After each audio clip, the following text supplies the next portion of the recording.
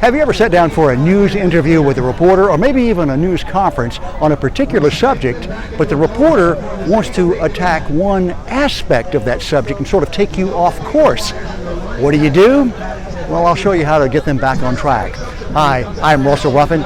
I'm a career broadcast television news reporter, and I conduct the nation's leading news media relations and on-camera training classes in 40 cities across America. And today, we are in Washington, D.C., as you can see at the White House. It's a little noisy here because today's the 50th anniversary of man landing on the moon, and around the White House there's the typical people with bullhorns shouting out their messages, so I'll try to talk over all the noise. But what do you do if you have a particular thing you want to talk about, but the reporters try to misdirect it in some way? For example, in a school shooting situation, when you're giving an account or giving important information, the one thing you want to do is stick to that subject. If a reporter starts asking you, well, how do you feel about gun control or the Second Amendment? Just very politely say, you know, that's an issue for another day, or that's a discussion for another day. Right now, our primary concern is dealing with the victims here. That way, it's a very polite way of keeping it on subject, because you do not want to start talking about a peripheral issue like gun control when you've had a mass shooting in your own community.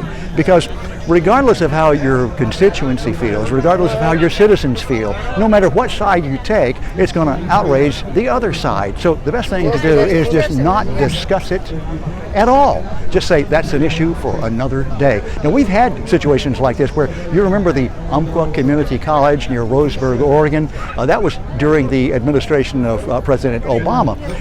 While the police were still processing the scene and the bodies were still laying out there, the president went on the air and said, this is a good example of why we need responsible gun control. Now, of course, he's the president of the United States. He can say anything you would expect him to, but that may be too soon to discuss it in that particular area, in that community. Now, of course, the president and politicians will be discussing gun control after every shooting there is. So let them do that, but you don't have to jump into the fray, and you wouldn't want to. As I said, it will not only will it outrage people in your community, it will sort of dilute the importance of what has just happened, where your community has suffered a tremendous loss, and let your community mourn their dead. I mean, even in Roseburg, Oregon, some of the parents read copies of read transcripts of what the president had said and heard him on the air talking about gun control on the same day that their loved ones were killed in Roseburg, Oregon. And many of them got together and sent a message to the White House, because the president said he was coming to Roseburg,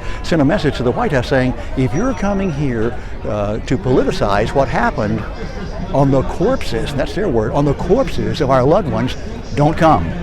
Well, the president did go there, but he did not politicize in any way. He just met with the families. Well, we've seen that same situation years earlier in the Sandy Hook massacre, where all the innocent children were killed. There was a debate, a national debate actually began on that day. Political pundits on the 24-hour news channels had people pro First Amendment or Second Amendment or gun control talking about the issues on that very day.